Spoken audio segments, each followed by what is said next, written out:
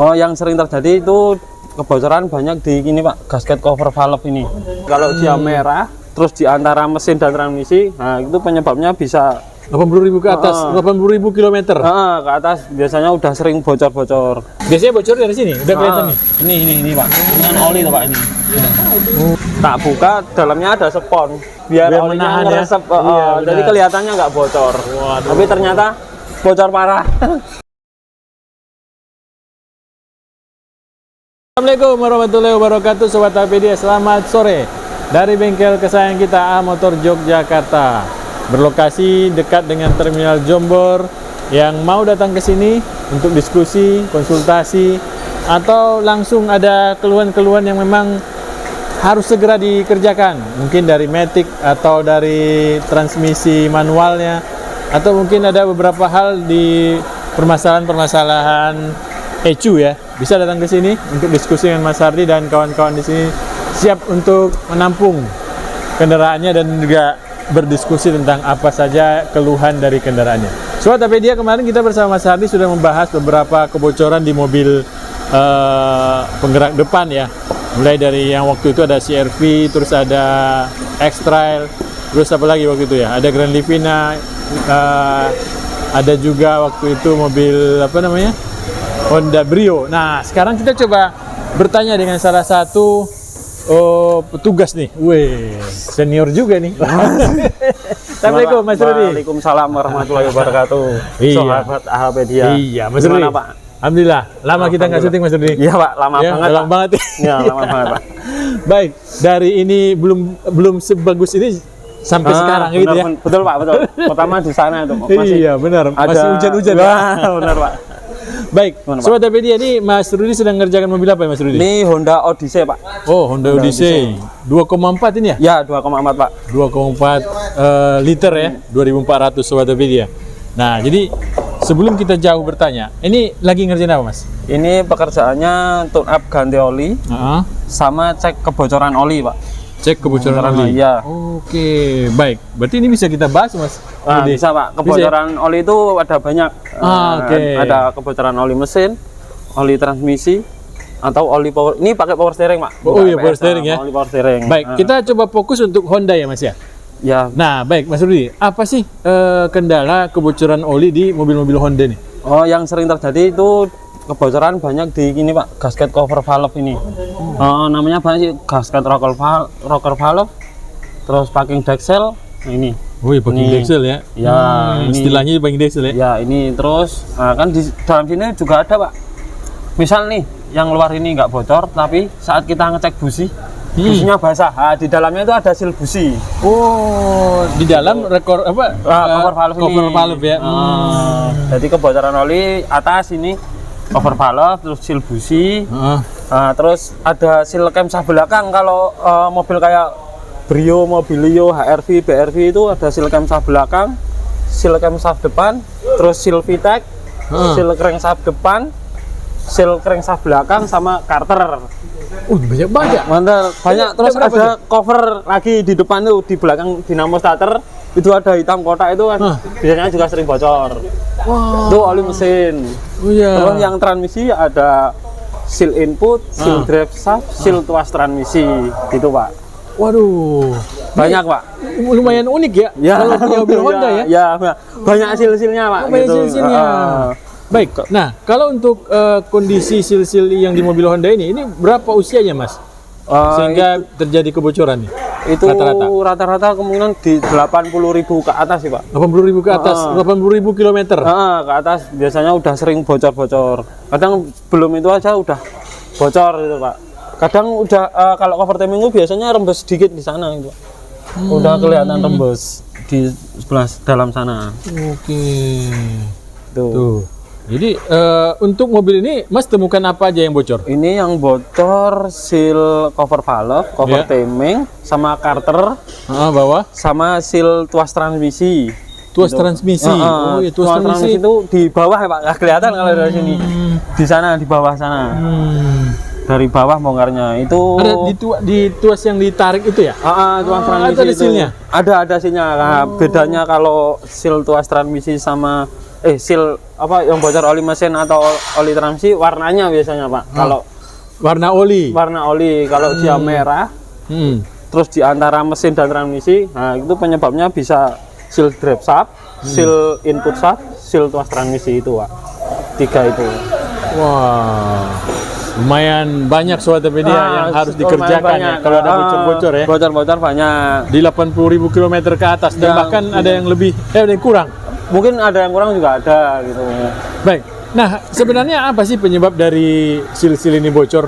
Itu karena usia juga sih Pak. Oke, usia. Selain usia, ada nggak pengaruh oli atau perawatan yang kurang? Perawatan enggak sih, usia sih Pak. Kebanyakan usia kan karet keras gitu Pak. Iya, iya. Keras gitu. Baik. Nah, bagaimana kita mengetahui kalau harus ngolong sih bisa kelihatan ya? Ya, Nah, tapi kalau nggak ngolong itu bisa ketahuan dari mana Mas? Bahwa ini oli mesin dan ini oli transmisi?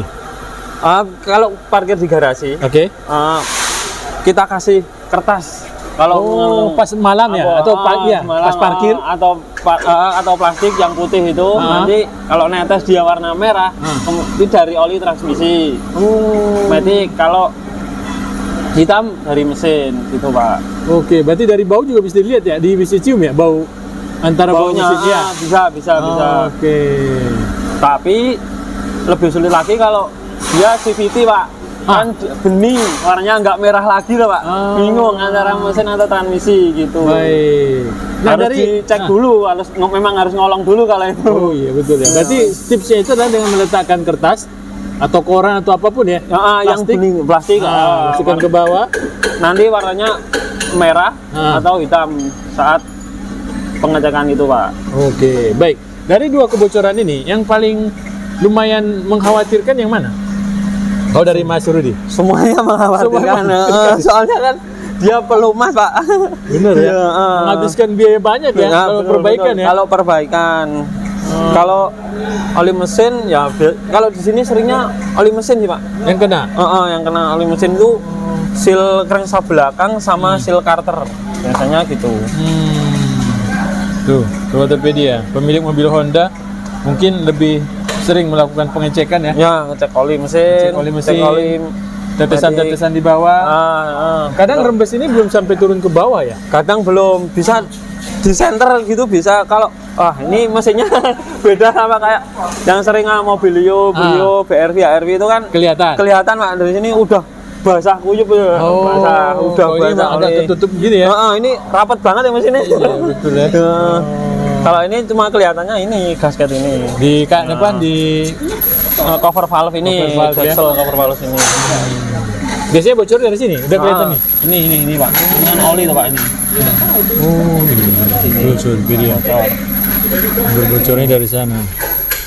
Baik. Nah, tadi kita berbicara tentang oli yang ada di deksel ya, atau di mesin. Nah, tapi kan juga ada oli yang memakai mobil yang masih menggunakan pompa power steering. Ya, betul Pak. Itu bagaimana lagi tuh?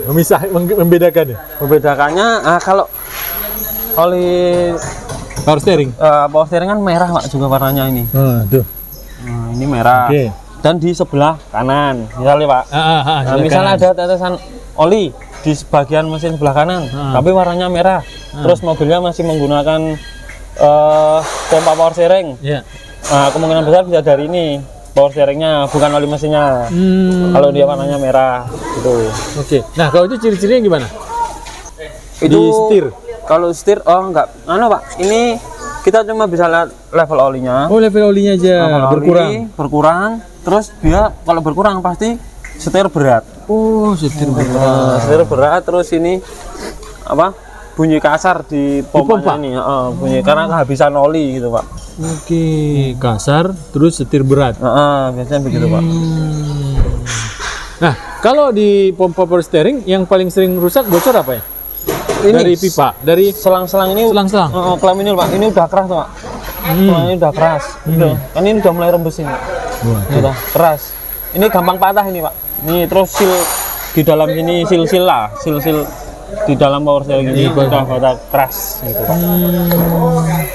Tuh, Sobatpedia. Jadi plus minus kita menggunakan kendaraan-kendaraan yang masih memakai teknologi lama ya. Ya, Kan power steering ya. Kalau sekarang kan sudah pakai EPS ya, Sudah nggak elektrik. pakai oli. Nggak pakai oli. Tapi ada kelemahannya juga ya. Ya juga ada, Pak. Sering bunyi-bunyi ya. Ya, bunyi-bunyi. Kalau power steering kan jarang bunyi-bunyi, Jarang bunyi. banget bunyi-bunyi, Pak. Cuma maintenance-nya lumayan mahal Mas ya. Ya, bener. Bocor-bocor. Bocor-bocor. Oke. Kalau ini pun bongkar kalau jadi ya, jadi kalau enggak bongkar terus. Pak. Nggak Makanya bisa- pilihannya kadang diganti ya. Ya, benar. Oke. Baik, nah Sobat Media, ada 3 macam oli yang harus kita perhatikan di sini. Oli power steering, oli mesin, dan sebelah kiri itu ada Oli transmisi. oli transmisi. Masih ada oli lagi, Pak. Oli rem mana ada? Sama iya, ada nih. pemanjang Minyak minyak nih. rem. Gitu. Bocoran minyak rem bisa juga. Iya, bisa juga gitu minyak rem. Tapi Baik. nah, kita fokus ke oli mesin sama oli Transmisi. transmisi. Gitu. Baik Mas. Nah kalau terjadi kebocoran dan pasti ada kekurangan pengurangan Oli, level oli. level oli, Iya. ya, Pak. Nah apa yang harus dilakukan? Mulai dari oli transmisi dan oli oli mesin. Kalau oli mesin, semisal kita kan harus rutin perawatan ganti oli. Oke. Nah, sebelum misal nih kurang sebelum waktunya ganti oli, kita tambah dulu aja nggak apa-apa. Gitu, Nggak apa-apa? Pak. Nggak apa-apa. Oh. Terus oli matic pun juga ditambah dulu juga nggak apa-apa untuk sementara. Misal kalau udah waktunya ganti oli kurang ya harus diganti aja sekalian gitu, Pak. Nggak usah ditambah-tambah lagi gitu. Baik. Karena efek dari kekurangan oli ini berbahaya ya. Ya berbahaya, Pak. Kita nggak tahu di jalan gimana Betul, nanti. ya. Terus bocornya seberapa parah. Nah, kalau kita nggak terlalu memperhatikan kan gitu, Pak. Biasanya itu ada yang datang ke sini udah full. Basah semua? Sudah basah semua, Pak. Jadi dari blok mesin basah, dari transmisi basah gitu. Jadi ya, pengerjaannya agak lama karena bersihinnya itu, Pak. Dibersihkan dulu baru diganti ya. Dibersihkan dulu, diganti gitu. Nah setelah kita ganti nih, itu ada pilihan yang ori atau aftermarket sih untuk spare partnya? Hasilnya kalau di sini ada yang ori juga ada yang aftermarket gitu, Pak. Terus harga beda banyak. Bedanya ya lumayan sih, Pak, lumayan. Terus kualitasnya bagaimana? Kualitasnya Kalau saran Mas, kita pakai yang mana? tetap pakai yang ori. Pak. Ori. Tetap pakai yang ori.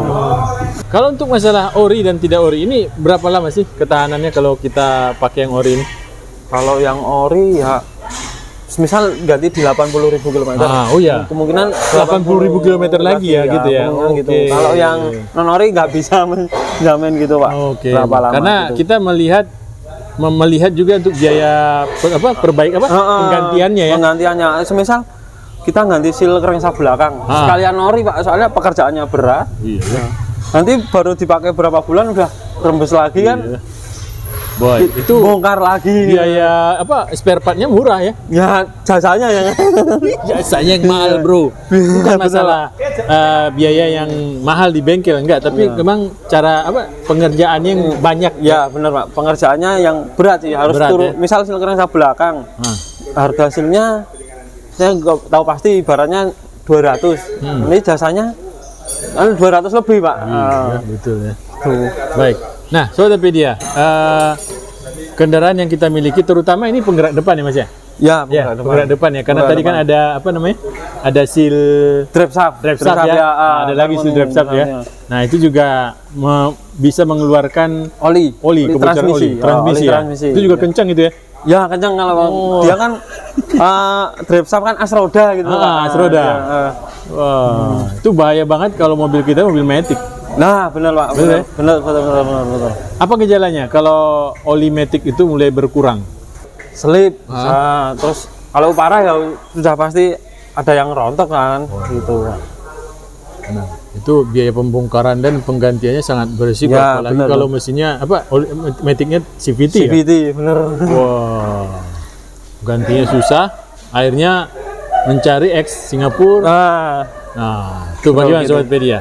Apa yang harus kita lakukan untuk menjaga kendaraan kita bisa awet? Kalaupun dia bocor ya tetap harus diganti ya. Ya, Apa ya, yang harus dilakukan? Kalau Tipsnya? tipsnya sering-sering cek level oli.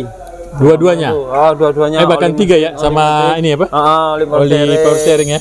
Terus minyak rem sering-sering dicek. Kalau Honda yang baru seperti Mobilio, Brio, yang CVT, HRV, BRV, Jazz itu nggak ada stick olinya, Pak.